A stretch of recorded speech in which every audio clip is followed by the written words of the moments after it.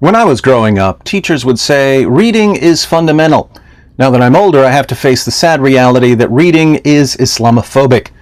Politicians, the media, and Islam's westernized Muslim apologists assure me that Islam is a religion of peace and tolerance. There's only one thing that keeps me from believing this claim. I can read.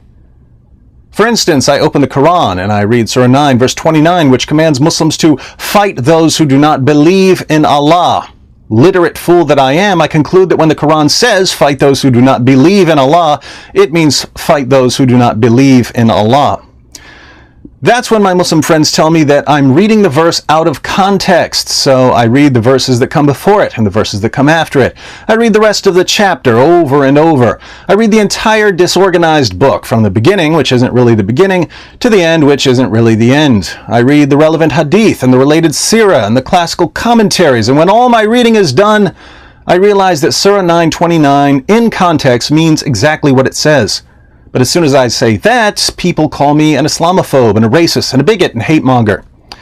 Something similar happens when I read Surah 4 verse 34, which tells Muslim men that they can beat their wives into submission. I quote the verse to people cry context. I read the context shows that the verse means exactly what it says. People call me an Islamophobe. I read Surah 98 verse 6, which calls Christians and Jews the worst of creatures. I quote the verse to people cry context. I read the context shows the verse means exactly what it says. People call me an Islamophobe. I read Surah 5 verse 51, which commands Muslims not to be friends with Jews and Christians. I quote the verse to people, all the middle stuff happens, long story short, people call me an Islamophobe.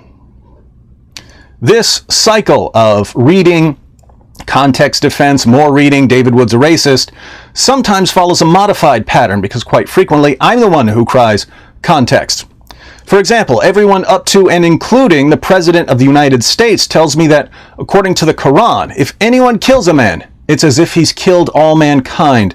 What a wonderful teaching. Surely I want to read such a wonderful teaching for myself instead of mindlessly believing whatever CNN tells me to believe. So I use the skills I learned on Sesame Street to read the verse. Surah 5 verse 32, which turns out to be a quotation from the Jewish Talmud, and which specifically says that this was a teaching for the children of Israel.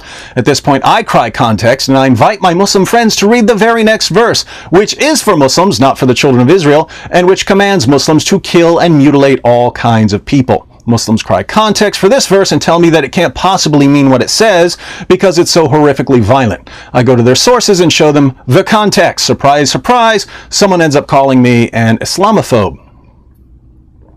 My ability to read is getting me into lots of trouble. That's why, in order to prevent future generations from being labeled racists and bigots, we need to launch a war on literacy. That sounds extreme, but if we don't eliminate reading, people like me will continue to open books and figure out that there's a massive campaign of deception meant to keep us quiet while jihadists subjugate unbelievers in the name of Allah.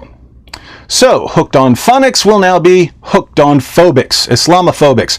Reading rainbow will be racist rainbow. Pinky dinky do will be pinky dinky don't. Super Y will be super won't. Word girl is the worst girl, and the entire electric company should get the chair. It's kind of impressive, or oppressive, that an ideology violently thrust upon Arabia by an illiterate caravan trader should now compel the rest of us to give up reading, or at least to keep our mouths shut about what we read, like good dhimmis. The message of Islam is, and always has been, come back to the 7th century. Allah will only be pleased with you if you live and think and walk and talk and dress like a 7th century Arab. As Churchill said, no stronger retrograde force exists in the world. So, put down those books, put on those kufis and burqas, and let's party like it's 629. Anything else would be civilized, and Allah will have none of that.